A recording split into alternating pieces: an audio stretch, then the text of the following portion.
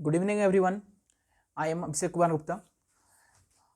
जैसे कि आपको पता है कि हर बार ये ऐलान जंग सीरीज का में टॉप 20 क्वेश्चन आपको करवाया जाता है, जो टॉप 20 क्वेश्चन आपके आने वाले एग्जाम के लिए बेनिफिशियरी साबित होंगे। और इसी टॉप 20 क्वेश्चन में एक दो दिन छुट्टी के बाद से हम लोग चूड़ा दही खा के अब फिर से आ गए हैं वीडियो बना के। क्वेश्चन नंबर ये सेट नंबर 13 का, ठीक है। सेट नंबर 13 में स्टार्ट करते हैं। आज से आपका फिर से लाइव चलने वाला जीएस का क्लास, ठीक है। यहाँ पे टॉप 20 क्वेश्चन का पहला क्वेश्चन आपके स्क्रीन में ये रहा। निम्न में से कौन अपशिष्ट को छोटे कणों में विघटित करता है, ठीक है। यानी कि बोल रहा है जो अपशिष्ट है, अपशिष्ट मतलब क्या होता है, कोई भी इंसान का मरना जीना या कोई पौधे का मरना या किसी तरह से कोई जीव जंतु का मरना या कोई भी कार्बनिक पदार्थ जिसको तोड़ा जाता है अपशिष्ट में, वो कौन करता है? जनरली किसी आदमी का मर जाना या किसी जानवर का मर जाना, उसके बाद में जो उसका बॉडी क्या होता है, कार्बनिक होता है। कार्बनिक को फिर छोटा छोटा कण में तोड़ता है, कौन है? उसको बोलते हैं अपघटक। यानी कि जो बैक्टीरिया होते हैं, कीड़े मकोड़े हो जाए उसको, ठीक है। तो उसको क्या बोला जाता है जनरली? उसको क्या बोलते हैं? सर्वाहारी नहीं बोलेंगे। सर्वाहारी क्या होता है? जो मांस मछली और जो इंसान दोनों पौधे और मांस दोनों खाते हैं उसको सर्वाहारी बोलते हैं। शाकाहारी, शाकाहारी जो सिर्फ पौधे खाते हैं, तो ये भी नहीं होगा। मांसाहारी जो मांस खाते हैं, और अपर्दाहारी ये वही होते हैं, इसको बोलते हैं अपघटक, ठीक है। अपघटक बोला जाता है। और ये क्या खाते हैं? ये खाते हैं अपशिष्ट को, अपशिष्ट को। तो अपशिष्ट को खाने वाले को हम लोग क्या कहते हैं? अपर्दाहारी। इसमें आपका आ गया बैक्टीरिया या कीड़े, कीड़े मकोड़े जितने भी आ गए वो सब अपशिष्टाहारी है। ये आपको बताए थे खाद्य श्रृंखला के कौन से स्तर पे आते हैं? 4th या 5th स्तर पे, 4th या 5th स्तर पे। लेकिन अगर डायरेक्टली अंतिम में देखा तो ये खाद्य श्रृंखला के अंतिम स्तर में आते हैं। खाद्य श्रृंखला कौन से स्तर में आते हैं? अंतिम स्तर में। सबसे प्राथमिक में कौन से होते हैं? प्राथमिक पौधे होते हैं। उसके बाद शाकाहारी होते हैं। उसके बाद मांसाहारी होते हैं। मांसाहारी के बाद में जो अपर लेवल के मांसाहारी होते हैं वो होते हैं। और सबसे अंतिम में होते हैं आपका अपर्दाहारी या अपघटक, या इसको बोल सकते हैं आप जो अपशिष्ट को खाने वाले चीजों को, ठीक है। नेक्स्ट क्वेश्चन में बढ़ते हैं। भारत के जलवायु को किस प्रकार के रूप में वर्णित किया जाता है? अब बताइए भारत में जलवायु किस प्रकार से होती है? तो भारत में जो जलवायु होती है, भारत का जलवायु को डिसाइड करने के लिए, भारत में ठंडा भी होता है, गर्मी भी होता है, यहाँ पे सूखा भी पड़ता है, सब पड़ता है। लेकिन भारत की जलवायु को डिफाइन करने के लिए एक वर्ड किया गया है, वो है मानसूनी जलवायु। क्या है? मानसूनी जलवायु, ठीक है। तो मानसूनी की क्या होता है? देखिए मानसूनी मानसून से बना है, मानसून से बना है, जिसका सामान्य अर्थ क्या होता है? सामान्य अर्थ होता है हवा की दिशा, हवा की दिशा, ये सामान्य अर्थ होता है, ठीक है। मानसूनी क्या है? एक अरेबिक वर्ड है, अरबी शब्द है, अरबी शब्द मानसून से बना है, मानसून, ठीक है। अरबी शब्द मानसून से बना है, मानसून, जिसका शाब्दिक अर्थ होता है हवा की दिशा।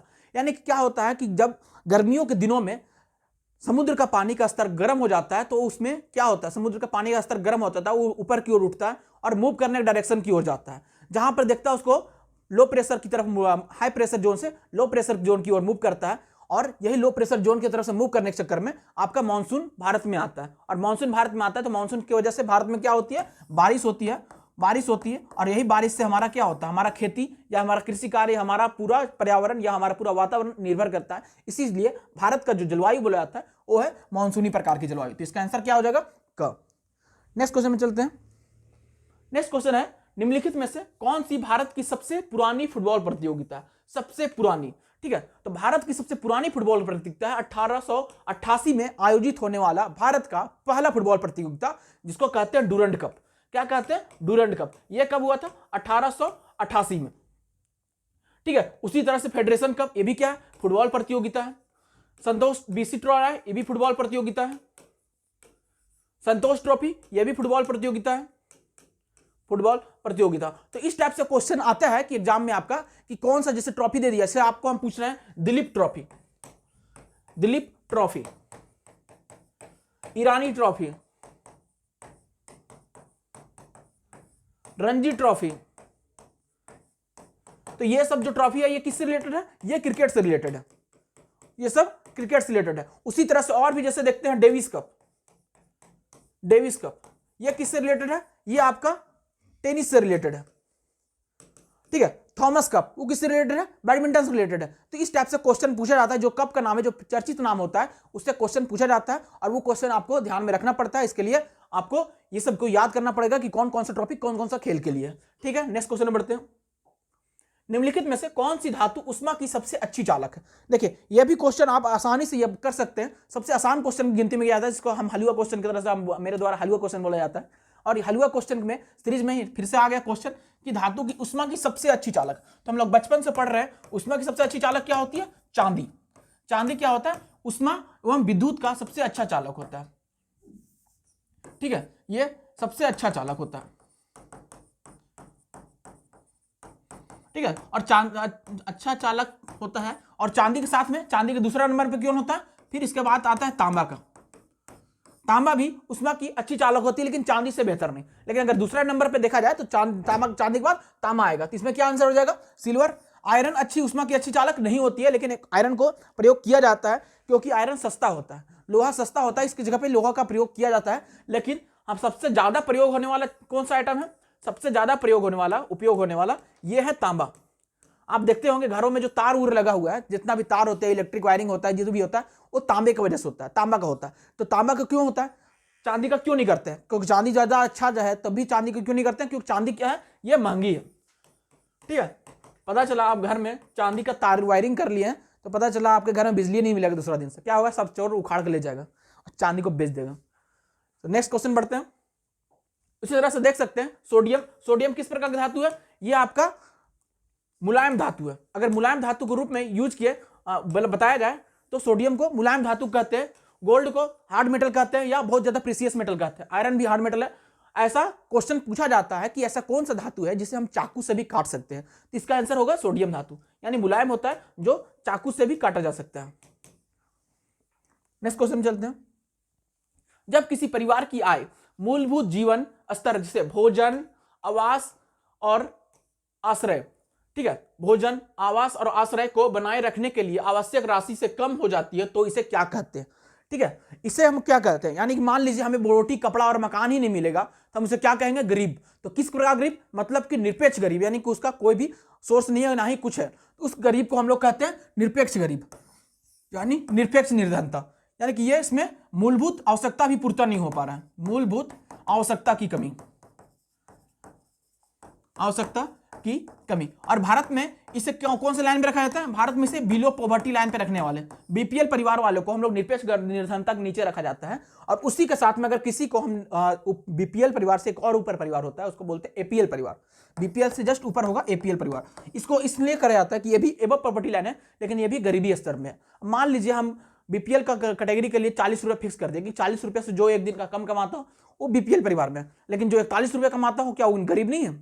वो भी गरीब है, लेकिन वो बीपीएल से जस्ट ऊपर वाले लाइन पे आएगा, एपीएल आएगा, लेकिन गरीब है। तो उसको हम लोग किससे? बीपीएल से तुलना करना है, उसको गरीबी को क्या कहेंगे? उसको कहेंगे सापेक्ष गरीबी। तो ये क्या होगा? सापेक्ष गरीबी। सापेक्ष करेंगे। पीढ़ीगत क्या होता है? पीढ़ीगत हो रहा है कि आप वंशानुगत से आ रहे हैं कि अगर आपका बाप गरीब है तो आपका बेटा भी गरीब होगा, दादा भी गरीब होगा, परदादा भी गरीब होगा, पोता भी गरीब होगा। उसी तरह से पीढ़ीगत होता है। और परिस्थिति जन्य निर्भरता यानी परिस्थिति पे डिपेंड करता है कि आप एक दिन बहुत बड़े अमीर थे, आपके घर में लूट गया, चोरी हो गया, डूब गए, आप क्या हो गए? गरीब हो गए। तो ये परिस्थिति पे डिपेंड करता है। आपके पास बहुत पैसा था, आप शराब पी के उड़ा दिए, कुछ और में उड़ा दिए, तो आप परिस्थिति जन्य गरीब हो गए। तो ये सब डिपेंड करता है। तो इसका क्या आंसर हो जाएगा? निरपेक्ष निर्धनता। नेक्स्ट क्वेश्चन में चलते हैं। महामस्तकाभिषेक एक जैन त्योहार है जो प्रत्येक कितने वर्षों के बाद एक बार मनाया जाता है? ठीक है, यहां क्या बोल रहा है? महामस्तकाभिषेक, यानी कि दो वर्डों से मिलकर बना है, एक महा और दूसरा मस्तकाभिषेक। ठीक है, महा मतलब होता है सबसे महान, यानी भगवान। ये किनका होता है? ये भगवान से भगवान होता है। ये भगवान गोमतेश्वर बाहुबली का, गोमतेश्वर बाहुबली। ये कौन से भगवान है? ये आपका जैनियों के भगवान है, जैन धर्म के, जैन धर्म के। और जैन धर्म में गोमतेश्वर बाहुबली कौन से तीर्थंकर के पुत्र थे? ये पहले तीर्थंकर, प्रथम तीर्थंकर पढ़े होंगे। जैन धर्म का प्रथम तीर्थंकर कौन थे? ऋषभ देव। तो ऋषभ देव के पुत्र का नाम फर्स्ट तीर्थंकर, क्या कहा गया? तीर्थंकर। फर्स्ट तीर्थंकर के पुत्र का नाम क्या था आपका? फर्स्ट तीर्थंकर कौन थे? ऋषभ देव। ऋषभ देव, ऋषभ देव के बेटे थे ये गोमतेश्वर बाहुबली। और इन्हीं की मूर्ति स्थापित किया गया। इनकी मूर्ति है कहां पे? श्रवण बेलगोला में, श्रवण बेलगोला। श्रवण बेलगोला। और ये श्रवण बेलगोला कहां पे, कौन से जगह राज्य में जगह है ये कर्नाटक राज्य में। कहां पे, कर्नाटक राज्य में। श्रवण बेलगोला ही ऐसा जहां जगह था जहां पे चंद्रगुप्त मौर्य ने संलेखना पद्धति के द्वारा अपनी आत्मा को त्याग किया था। और यहां पे आपका जैनियों के लिए बहुत बड़ा क्या कहा जाता है, फेस्टिवल मनाया जाता है, गोमतेश्वर बाहुबली का, हर महामस्तकाभिषेक, जो हर 12 वर्ष के बाद बनाया जाता है। कितना वर्ष के बाद, हर 12 साल में एक बार मनाया जाता है। जैसे हम लोग का किसी तरह से आपका कुंभ का मेला लगता है हर 12 साल में एक बार एक जगह पे, उसी तरह से यहां भी जो जैनियों का फेस्टिवल है महामस्तकाभिषेक, ये भी 12 साल में एक बार मनाया जाता है। कहां पे मनाया जाता है, ये मनाया जाता है श्रवण बेलगोला कर्नाटक में। किस भगवान के लिए मनाया जाता है, गोमतेश्वर बाहुबली के लिए। गोमतेश्वर बाहुबली कौन थे, ये थे आपका फर्स्ट तीर्थंकर ऋषभ देव के बेटे। ठीक है, तो इसका यहां से हो गया, आप चाहे तो इसका स्क्रीनशॉट ले सकते हैं। नेक्स्ट क्वेश्चन में चलते हैं। निम्नलिखित में से किसने वज्जी पर प्रस्तावित हमले के बारे में सलाह लेने के लिए बुद्ध से मुलाकात की। ठीक है, तो वज्जी पर हमले करने के लिए बुद्ध से, बुद्ध किसके समकालीन थे, ये क्वेश्चन में आता है। भगवान बुद्ध, गौतम बुद्ध किनके समकालीन थे, ये क्वेश्चन यहां से बन रहा है। तो भगवान बुद्ध, गौतम बुद्ध ये समकालीन थे अजात शत्रु के, अजात शत्रु। ठीक है, अजात शत्रु कौन था, अजात शत्रु हर्यक वंश का आदमी था। हर्यक वंश का दूसरा शासक था, दूसरा शासक। पहला शासक का क्या नाम था, पहला शासक बिंबिसार का बेटा था, बिंबिसार का बेटा। इसके बारे में प्रचलित है कि ये अपने बाप की हत्या करके गद्दी पर बैठा था, और इसका बेटा, इसका बाप फिर से अपने बाप की हत्या कर गद्दी पर बैठा, जिसके वजह से हर्यक वंश को क्या कहा जाता है, पितृहंता वंश। तो अगर आप बाप को मारते हैं तो आपका भी बेटा आपको मारेगा, इसलिए ध्यान रख के पढ़िएगा। तो इसका ये हो गया, हर्यक वंश का अजात शत्रु था, और अजात शत्रु का ही मंत्री था, अजात शत्रु का मंत्री, जो क्या नाम था उसका, वशकार। अजात शत्रु का मंत्री वशकार, वशकार ही भगवान गौतम बुद्ध से यह सलाह मांगने गए कि हम वज्जी पर हमला करें या नहीं करें, हमको जीत मिलेगा नहीं मिलेगा। ठीक है, तो फिर इनको सलाह मिलने के बाद फिर ये वज्जी पर हमला किए और उन्हें जीत प्राप्त हुई। और ये फिर भगवान बुद्ध के, ये किसके काल में हुआ था, अजात शत्रु के काल में। ठीक है, नेक्स्ट क्वेश्चन में चलते हैं। अब देखिए नेक्स्ट क्वेश्चन इंटरेस्टिंग क्वेश्चन है कि बाल विवाह निषेध संशोधन विधेयक 2021 लड़की की आयु 18 वर्ष से बढ़ाकर कितना वर्ष करने का प्रस्ताव पारित करता है। कितना वर्ष, यानी 18 से बढ़ाकर। आप सबको पता है कि लड़कियों की आयु 18 वर्ष और लड़कों की आयु शादी का 21 वर्ष रखा गया है। अगर शादी का बात करें तो लड़कों का 21 और लड़कियों का 18, लड़कियों का 18। ठीक है, लेकिन बात क्या होता है बाद में कि देखने के लिए कि बाल विवाह ज्यादा होने लगा, तो बाल विवाह को रोकने के लिए 2021 में कानून लाया गया, 2021 में विधेयक लाया गया, कानून नहीं विधेयक लाया गया। और इस विधेयक के अकॉर्डिंग जो लड़का है, बॉयज के लिए कितना साल कर दिया गया, 24 साल, और गर्ल्स के लिए 21 साल। ठीक है, ये विधायक प्रस्ताव पारित हुआ, लेकिन अभी तक ये प्रस्ताव पारित नहीं हुआ है, जिसके वजह से अभी भी जो बन रहा है, अभी भी लड़का और लड़कियों के 18 साल ही है। इसलिए आप लोग चिंता ना करें, यह आपका उम्र का 21 साल के बाद आप शादी कर सकते हैं, अभी भी 24 साल तक वेट नहीं करना पड़ेगा। लेकिन पहले आपको नौकरी लेना है, जीडी पास करना है और एग्जाम निकालना है। यह सब फालतू बात में ध्यान नहीं देना है, इसलिए आप कंटिन्यू करेंगे अपना मेहनत को। तो इसका आंसर क्या हो जाएगा, इसका आंसर हो जाएगा 21 वर्ष। नेक्स्ट क्वेश्चन में चलते हैं। निम्नलिखित में से कौन सा नृत्य, फिर से डांस से क्वेश्चन आ गया आपका, मतलब डांस से एक क्वेश्चन हमेशा फिक्स रहेगा, आपको आना ही आना है। एक शास्त्रीय नृत्य का या लोक नृत्य से आपका एक क्वेश्चन फिक्स रहेगा, जिसके ऊपर हम वीडियो कुछ दिनों बाद एक अलग से सेपरेट वीडियो हम लाएंगे लोक नृत्य और शास्त्रीय नृत्य के ऊपर, जिसमें आपको डिटेल एक्सप्लेनेशन किया जाएगा। जल्द ही आने वाला है चैनल में, तो चैनल के साथ जुड़े रहिए। एक रूप में अद्वितीय रूप नृत्य रूप है, ठीक है, क्योंकि इसमें कलाकार महिलाओं के रूप में तैयार होते हैं और यह उड़ीसा के कुछ लोकोत्सव में लोकप्रिय है। सीधा बोल रहा है कि उड़ीसा में कौन सा लोकप्रिय ऐसा नृत्य है जहां पे लड़की का वेशभूषा पहनकर डांस करते हैं, तो उसे क्या बोलते हैं, उसे बोलते हैं गोतीपुआ। ठीक है, गोटी नहीं है, गोतीपुआ। क्या बोलते हैं उसको, गोतीपुआ। गोतीपुआ। इसमें क्या होता है, लड़कों के द्वारा डांस किया जाता है, लड़कों के द्वारा किस तरह से, लड़की का वेशभूषा पहन के, लड़की वेशभूषा में। ठीक है, एक तरह से ये क्या है, आपका लोक नृत्य है। और लोक नृत्य में आपका बहुत सारे चीजों पे बेस्ड रहता है, जैसे कि आपका रामायण पे कोई भी थीम उठा लो, उस थीम पे बेस्ड रहता है जनरली की। अरे अगला देखो डांस है, जैसे ये थेय्यम। थेय्यम डांस किस तरह से है, थेय्यम डांस कब का, केरल में मनाया जाता है, केरल में आपका प्रसिद्ध है थैयम डांस, वहां के जनजातियों के द्वारा केरल में थैयम डांस किया जाता है। उसी तरह से बिहू, बिहू असम का लोक नृत्य है, असम का, ठीक है। असम में ही एक और नृत्य है सत्रिया, जो क्या है शास्त्रीय नृत्य है, ठीक है। उसी तरह से फुगडी, फुगडी कहाँ का है, ये फुगडी आपका है महाराष्ट्र और गोवा का, महाराष्ट्र और गोवा का कौन से क्षेत्र में मनाया जाता है, ये कोंकण क्षेत्र में मनाया जाता है।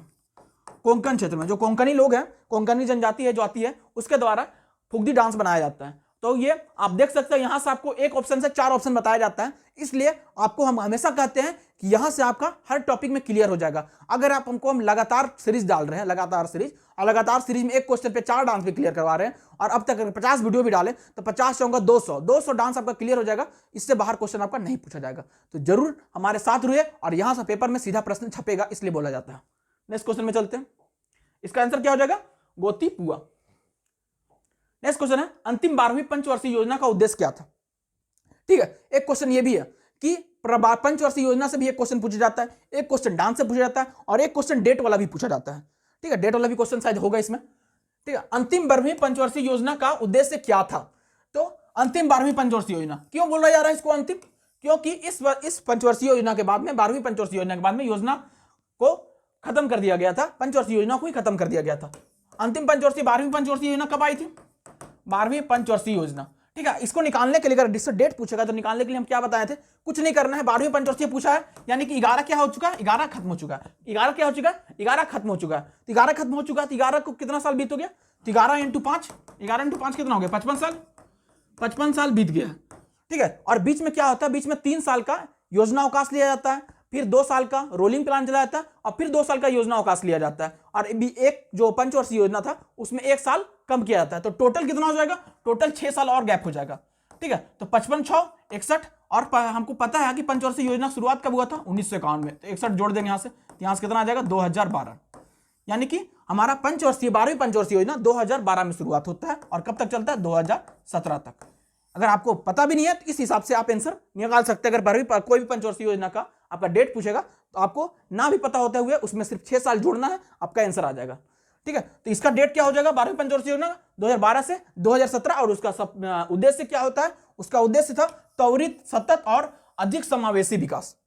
ठीक है, इसका आंसर हो जाएगा त्वरित, सतत और अधिक समावेशी विकास। और पंचवर्षीय योजना को खत्म कब किया गया, आपका 31 दिसंबर 2014 को पंचवर्षीय योजना को खत्म किया गया, क्योंकि इसके लिए योजना आयोग का खात्मा हुआ था। योजना आयोग का खात्मा हुआ था इसमें, और इसके जगह पे क्या हुआ बना था, इसके जगह पे बना था नीति आयोग। नीति आयोग बना था, कब बना था, 1 जनवरी 2015 को। ठीक है, नेक्स्ट क्वेश्चन बढ़ते। सुपरमार्केट के संचालन की एक सीमा बताइए। यहां पूछ रहा है सीमा बताइए। सीमा मतलब क्या होता है, वो सीमा नहीं जो तुम्हारी कुछ लगती होगी। सीमा का मतलब होता है बाउंड्री। ठीक है, सीमा का मतलब होता है बाउंड्री। बाउंड्री का मतलब हो गया एक तरह से, सीमा की बाउंड्री का कहने का मतलब हो गया, यहाँ पे बाउंड्री हो, बाउंड्री नहीं है। सीमा का मतलब हो गया एक तरह से कि कमी, कमी या इसमें क्या खामी है, इसका ये मतलब हो गया। तो यहाँ पे पूछ रहा है सुपरमार्केट, सुपरमार्केट के संचालन की एक सीमा बताइए। तो सुपरमार्केट का मतलब जैसे कि आप देखते हैं बड़ा बड़ा मॉल होता है, मॉल होता है, उसी तरह से सुपरमार्केट होता है। यहाँ जहां पे आपको एक तिनका से लेकर एक जहाज तक मिल जाए उसको हम लोग सुपरमार्केट बोलते हैं। मतलब वहां पे सब कुछ होता है, जैसे आप न्यूक्लियस मॉल देख लिए रांची वाला जो है, या और भी मॉल जो बड़े बड़े मॉल होते हैं उसको हम लोग सुपरमार्केट कहते हैं। ठीक है, तो सुपरमार्केट समझ गए। तो यहाँ बोल रहा है इसमें क्या खामी होता है, क्या कमी हो सकता है। इसके लिए एक ग्राहक को एक ही स्थान पर सभी विभिन्न ब्रांडों का सामान मिल सकता है। तो ये क्या है, ये सही है, सही बात बोल रहा है। यहाँ पे सीमा बता रहा है, सीमा नहीं होगा। ये क्या है, ये तो फायदा है कि अगर एक साथ मिल रहा है, यानी खामी नहीं है।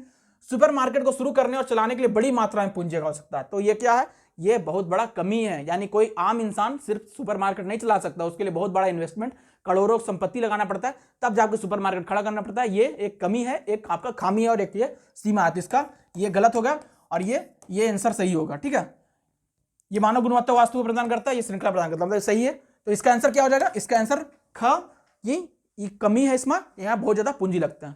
नेक्स्ट क्वेश्चन पे चलते हैं। राष्ट्रीय कृषि और ग्रामीण विकास बैंक नाबार्ड का उद्देश्य उद्योगों के प्रचार और विकास के लिए ऋण और अन्य सुविधाएं प्रदान करता है। ठीक है, ये सीधा आपका क्वेश्चन पूछ रहा है, मतलब क्वेश्चन पूछा है कि नाबार्ड का उद्देश्य कौन से औद्योगिक प्रचार और विकास के लिए ऋण और अन्य सुविधाएं प्रदान करता है। ठीक है, तो इससे आपको क्या पता चल गया, जो नाबार्ड है, नाबार्ड का भी फुल फॉर्म यहां पे दे दिया, राष्ट्रीय कृषि और ग्रामीण विकास बैंक, यानी national bank for agriculture and rural development. देखिए एग्रीकल्चर एंड रूरल डेवलपमेंट, यहां पे सीधा लिखा है ग्रामीण, तो आंसर कहां खोजेंगे, ग्रामीण, और मारेंगे टिक और आगे बढ़ेंगे। तो ऐसा क्वेश्चन में कभी कभी आपको दिमाग भी लगाना पड़ता है। ठीक है, तो यहां पे दिमाग लगा कर ग्रामीण मारे, आपका ग्रामीण सही होगा। तो नाबार्ड का उद्देश्य क्या होता है, ग्रामीण उद्योगों को बढ़ावा देना, ग्रामीण उद्योगों या ग्रामीण क्षेत्रों में जो भी लगे हुए हैं उन्हें ऋण प्रदान करवाना, उन्हें लोन देना, वो आपका नाबार्ड का उद्देश्य है। और नाबार्ड का उद्देश्य है, जनरली क्वेश्चन में ये भी पूछा था कि नाबार्ड की स्थापना कब हुआ था, तो नाबार्ड का स्थापना 1982 में हुआ था, 1982 में स्थापना हुआ था नाबार्ड का। ठीक है, नेक्स्ट क्वेश्चन पढ़ते हैं। संविधान के किस अनुच्छेद के तहत एक नागरिक को कोई भी उप आजीविका या व्यापार करने की स्वतंत्रता है। ठीक है, उप आजीविका और या व्यापार, यानी व्यापार करने की स्वतंत्रता क्या है, यह सीधा पूछ रहा स्वतंत्रता का अधिकार से, सीधा आपका क्वेश्चन ही पूछ दिया स्वतंत्रता, यानी क्या हो गया, स्वतंत्रता का अधिकार, स्वतंत्रता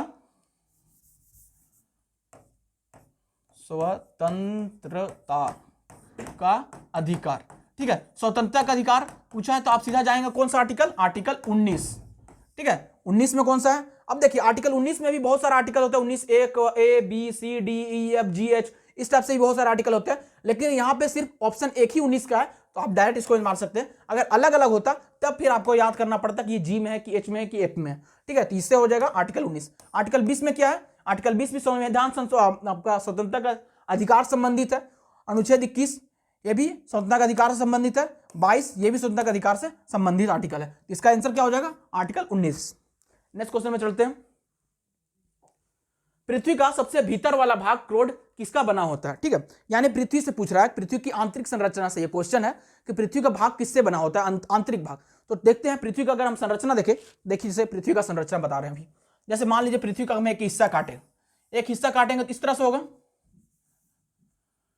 एक हिस्सा काटे दीजिए होगा, ऊपर का जो परत होगा इसको हम लोग क्या बोलेंगे, क्या बोलेंगे, क्रस्ट। बीच का परत होगा उसको क्या बोलते हैं, मेंटल, और लास्ट वाला कोर।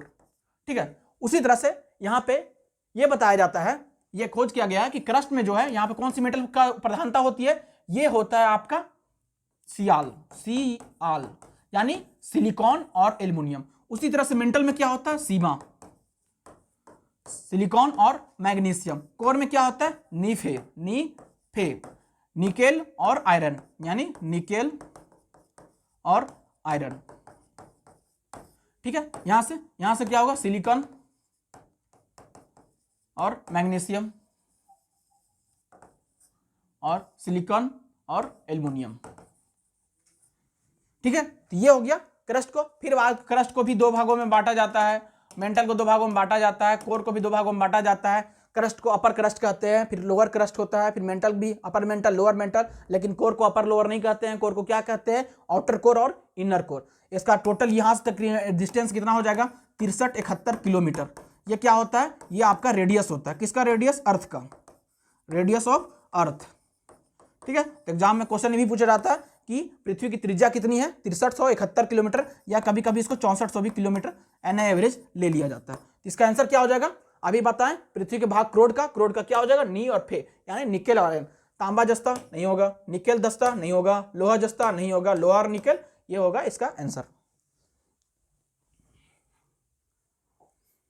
विश्व स्वास्थ्य दिवस, देखिए आ गया क्वेश्चन, बता रहे थे ना कि डेट से एक क्वेश्चन हमेशा फिक्स रहता है, तो इस हिसाब से आप चलिएगा तो 50 वीडियो में अगर एक क्वेश्चन डेट का रहेगा तो आपका 4 क्वेश्चन क्लियर होगा, और 4 क्वेश्चन क्लियर होकर साथ में आपका क्या होगा, 200 क्वेश्चन आपका डेट का याद हो जाएगा। 365 दिन में अगर 200 दिन याद रख लिए तो आपका आंसर तो ऐसे ही निकल जाएगा क्वेश्चन का। तो इसे देखिए, विश्व स्वास्थ्य दिवस कब मनाया जाता है, तो विश्व स्वास्थ्य दिवस 7 अप्रैल को मनाया जाता है।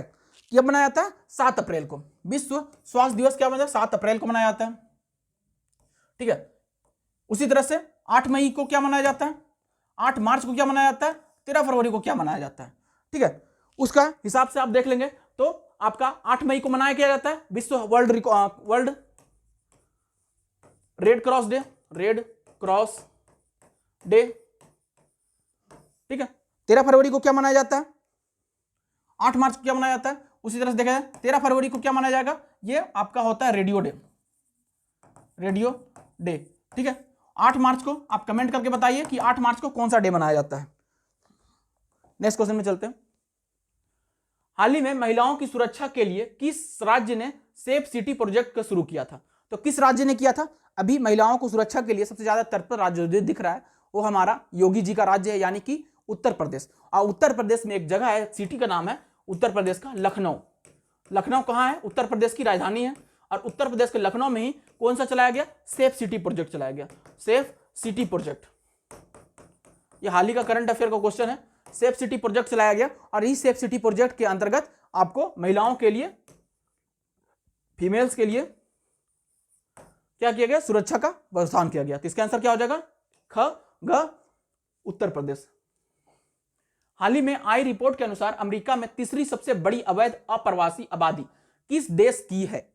तीसरी सबसे बड़ी अवैध अप्रवासी आबादी किस देश की है? तो किस देश की है ये? जैसे ही आपको इस टाइप से क्वेश्चन मिले और वहां पे पहला स्थान ना पूछा जाए तो आप समझ लीजिए वो सीधा भारत का बात कर रहा है, सीधा। अगर आपका कॉमन सेंस काम नहीं कर रहा तो ये समझ लीजिए। जैसे यहां तीसरा पूछा यानी कि ये भारत का ही बात कर रहा होगा, तभी तीसरा पूछा। अगर भारत का नहीं बात कर रहा होता तो पहला पूछता, तीसरा क्यों पूछेगा?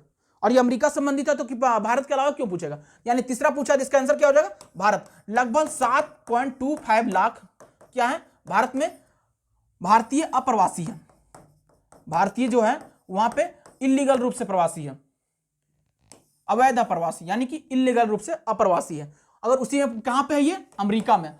अगर अमेरिका में पहला स्थान देखेंगे तो कौन सा होगा? पहला स्थान मैक्सिको का होगा, मैक्सिको का, जहां पे अमेरिका में ज्यादा, क्योंकि मैक्सिको और अमेरिका की बाउंड्री आसपास सटा हुआ है, जिसकी वजह से बाउंड्री फांद के पार हो जाते हैं, जिसकी वजह से अमेरिका में सबसे ज्यादा अवैध अप्रवासी मैक्सिको का है। उसके बाद फिर तीसरा स्थान पे भारत का स्थान है। नेक्स्ट क्वेश्चन में चलते हैं। संयुक्त सैन्य अभ्यास सूर्य किरण, सूर्य किरण भारत और निम्न में से किस देश के बीच आयोजित किया जाता है? तो किस देश के लिए होगा? आप देख सकते हैं बांग्लादेश, कुवैत, अबू धाबी या नेपाल। तो इसका आंसर है नेपाल। नेपाल के साथ में भारत का जो संयुक्त सैन्य अभ्यास होता है, देखिए संयुक्त सैन्य अभ्यास में क्वेश्चन पूछा जाता है और हर देश के लिए अलग अलग संयुक्त सैन्य अभ्यास होता है, ठीक है। अगर नेपाल का बात करें तो नेपाल के साथ क्या होता है? सूर्य किरण, सूर्य किरण संयुक्त अभ्यास। बांग्लादेश के साथ में क्या होता है? बांग्लादेश के साथ में होता है समप्रीति, समप्रीति। कुवैत के साथ में भारत का कोई भी मिलिट्री एक्सरसाइज नहीं है, ठीक है, क्योंकि कुवैत इतना छोटा सा कंट्री है, उसको मिलिट्री के लिए जरूरत क्या एक्सरसाइज करने के लिए। अबू धाबी कोई कंट्री नहीं है, कौन सा कंट्री का अंतर्गत आता है? यूएई। यूएई की क्या है? ये राजधानी है अबू धाबी।